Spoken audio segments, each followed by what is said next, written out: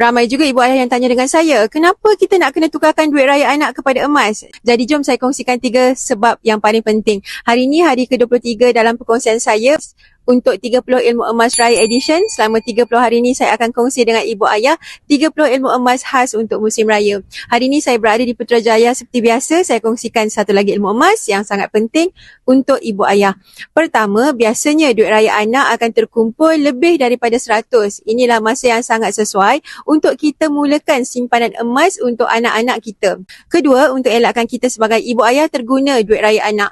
Duit anak tetap duit anak kan, dan kita ibu ayah tiada hak untuk guna duit raya anak kita. Ketiga, ini adalah peluang untuk kita mula bina simpanan pendidikan anak melalui simpanan yang kadis inflasi iaitu emas. Jadi bila duit raya ditukar kepada emas, duit tu dah bukan sekadar simpanan saja tetapi dia akan membesar bersama dengan masa. Sekarang ibu ayah dah tahu kan kenapa duit raya anak elok tukar kepada emas. Jadi apa tunggu lagi? Jom ibu ayah mulai raya tahun ni simpan emas untuk anak-anak tersayang.